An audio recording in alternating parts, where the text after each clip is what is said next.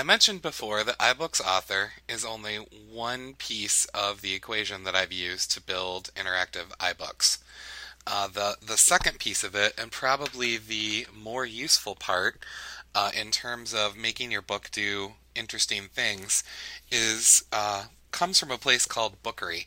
If you go to www.bookery.com and create an account, this will serve two purposes. This allows you to manage a bookstore, which will allow you to have a place to house your finished iBook product. And it will also allow you to actually build books. So I'm going to take a couple of minutes here to show you some of the basic functionality that you will find within Bookery. So I've already created an account, obviously, and when I log in, I go to the dashboard. Now, up here is where you're going to do most of your navigation. So I'm going to start here by going first to bookstores. By default, you will only see the gallery and the Bookery store. However, if you create your own bookstores, they will also appear within this list. So for example, if I show you the Northern Michigan Learning Consortium bookstore, it takes you to a place that has just our latest books, and you'll see three of the ones that I'm currently working on. My bookshelf is a place where you'll see it sort of set up similar to your book, your iBooks app within your iPad, and it will show you books that you're currently reading. These are things that you may have downloaded probably from Bookery itself, and the books that you're currently working on or writing, anything that you have created thus far.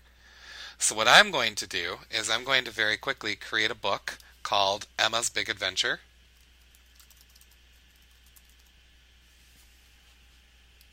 Because for all of our training purposes, I'm going to use this particular book. Now, it creates a start page for the book that doesn't have anything on it because you haven't uploaded anything.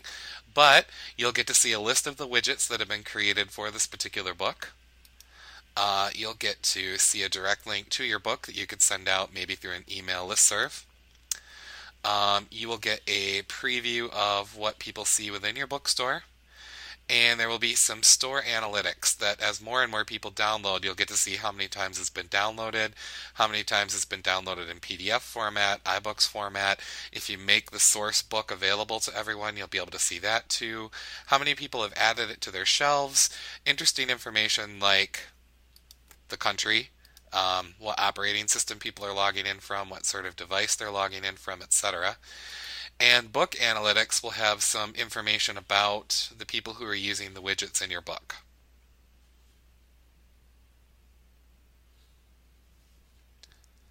Author Tools is the next section. You'll have the ability to start a new book, which I already did. You have the opportunity to manage your stores. You can take a look at the widget library. Bookery is going to be releasing some of their own iBooks author templates soon, so you can take a look at those. And you can visit the downloads page to download software directly from Bookery. There's also a support section, which by clicking on will open in a new link a whole iBooks author support place. You can also request widgets here. You can learn some tips and tricks. They've got a frequently asked question piece. And over to the side, you also have a contact link, which will automatically fill in from information if you've logged in, and you can send them a message. They are really good at getting back to you. You also will see your username, and when you click on that, you can change your account credentials, you can change your About Me, you can change your biography, you can add a website, you can add all sorts of stuff in here. And then there is your log out button.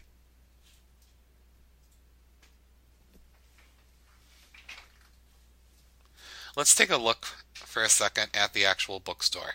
So if you go to the actual bookstore, this is the public face, what your people who come to your actual bookstore will see.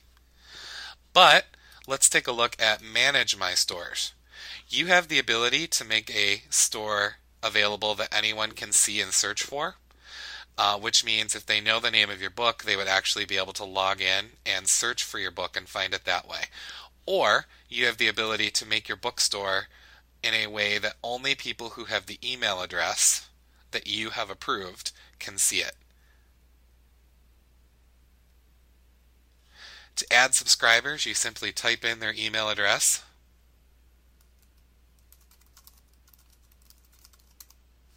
and you choose whether or not you want them to be able to see books and or add books.